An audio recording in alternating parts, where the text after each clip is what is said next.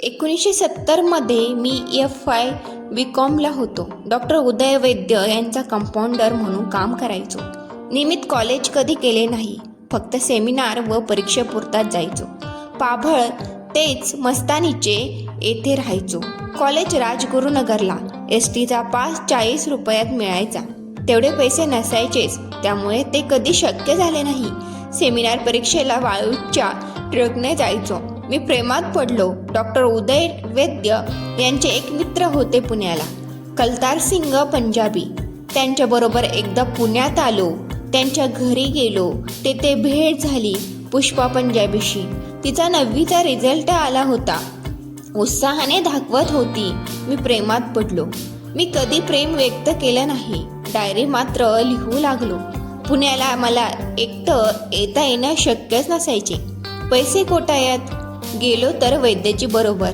आम्ही गप्पा खूप मारायचो. त्या काळात मी रशियन कादंबऱ्या अनेक वाचत असल्याने इम्प्रेशन मारायला टॉल्स्टॉय ते शोलोखोव यांच्यावरच जास्त बोलायचो. कपडे म्हणाल तर पायजमा व शपरी शर्ट. त्या शर्टाचीही एक कहाणी आहे. आपल्यातल्या न्यूनता माणूस दुसऱ्या अंगाने भरून काढायचा प्रयत्न करतो म्हणतात. मी माझी अक्कल पाजळायचा उद्योग केला. मी 10वी पास झाली. तिला 11वीला प्रवेश मिळावा म्हणून अनेक कॉलेजांचे फॉर्म रांगेत उभे राहून आणले. पण प्रयत्न होता सेट मिराजचा आणि लागला नंबर सेट मिराजमध्ये. कारण ती फक्त मुलींची शाळा, कॉलेज वगैरे. किमान संभाव्य स्पर्धकाचा मी असा बालिश बंदोबस्त केला.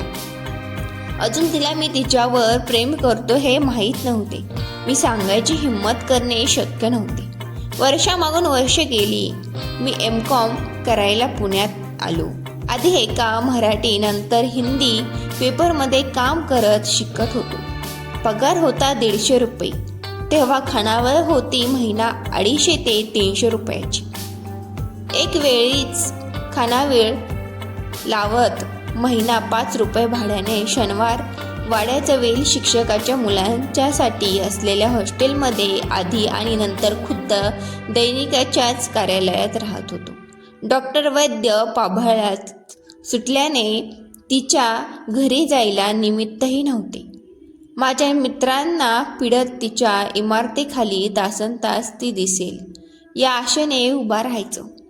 मी तिच्या घरी जातो. एकदा तिच्या घरी जायची संधी मिळवली. माझ्या हाती त्या दिवशी माझी डायरी होती. घरी ती होती. तिची मम्मीही होती. बाप महाखडूस. गप्पा मारत बसलो. तिने मला अचानक माझी डायरी मागितली. मी काही देईना. तिने घेतलीच. 2-4 पाने उलटली. मी आता जातो जीव की नंतर असा बसलो. म्हटलं आता खा खेटर.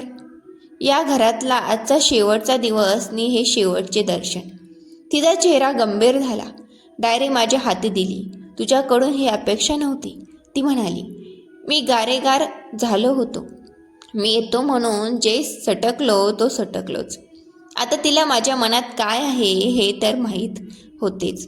माझी आर्थिक स्थिती तर दरिद्र वस्त्रे घालून बसलेली. पण म्हणतात ना, दिल है की मानता नाही. मी तिला कॉलेजच्या बाहेर तिसष्ट भेटायला प्रयत्न करायचो तर ती झुराकडे टाकावा तसा कटाक्ष टाके. तिच्या मैत्रिणींना माझी दया येई.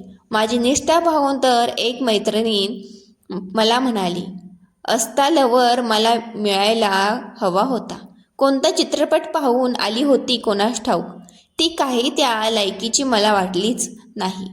पण मी तिलाच माझा पोस्टवुमन बनवले. माझी प्रतिक्रिया तेवढी मी कथाही लिहित नाही. पत्रे तिच्या माध्यमातून तिला पाठवे.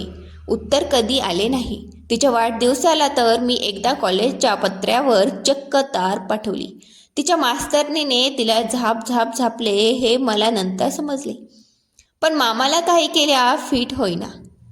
उलट बिघडला. 7 वर्ष गेली. तोवर माझी काही पुस्तकंही प्रसिद्ध झाली होती. त्यावरचून धगधगत्या हृदयाने मैत्रिणीमार्फत पाठवलेली होती. पण तिला त्याचं कसलं कौतुक. पण 1971 साल पावलं.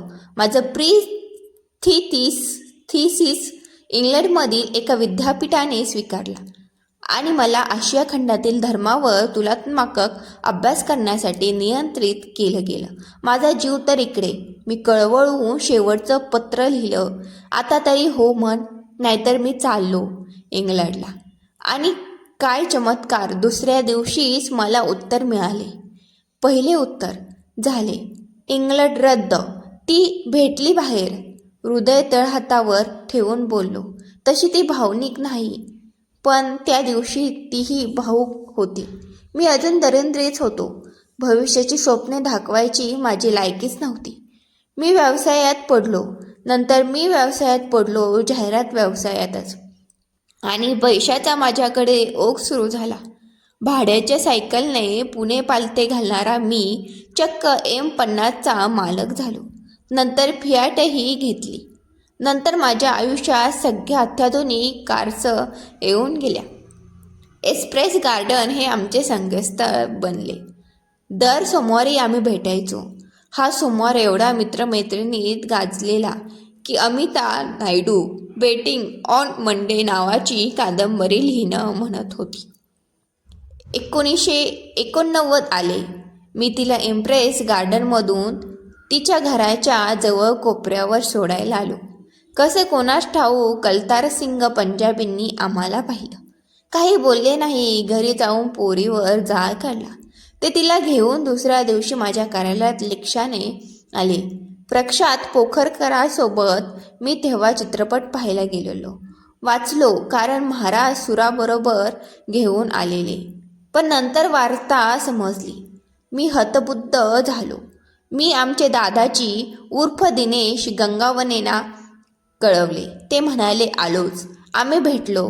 आम्ही तिच्या घरावर धाड घालायचा निर्णय घेतला. त्याच सायंकाळी मी आणि दादाजी तिच्या घरात हजर. बापाने मला पाहिजे आणि सनकन त्याच्या मुलीच्या थोबाडीत वाजवली. काही चर्चा करावी अशी स्थिती नव्हती. मी राणीला हे तिचे घरातील नाव म्हणालो. चल. एका सेकंदात ती बाहेर पडली. आम्हीही बाहेर पडलो. दार बंद करून बाहेरची कडी लावली. खाली आलो. दादाजींनी रिक्षा करून दिली. सरळ चिखली गाठली. आईने आम्हा उभे येताना पाहिले. आया मनकवट्या घरात घेतले. काही विचारत बसली नाही. दादा घरात आले. वेगळे वातावरण पाहून बालसुलभ प्रश्न विचारले. पंचांग काढले. म्हणाले परवा आळंदीला जाऊन लग्न लावून टाकू. तिचा जीव किती भाड्यात पडला मला माहीत नाही, पण मला तर स्वर्ग जिंकलो असे झाले होते. खिशात पैसे नव्हते. पिंपरीला माझे क्लायंट होते, परमानंद झमतानी. त्यांना परिस्थिती सांगितली. त्यांनी ड्रायव्हरमधून 1 सेकंदात 4,000 रुपये काढून दिले.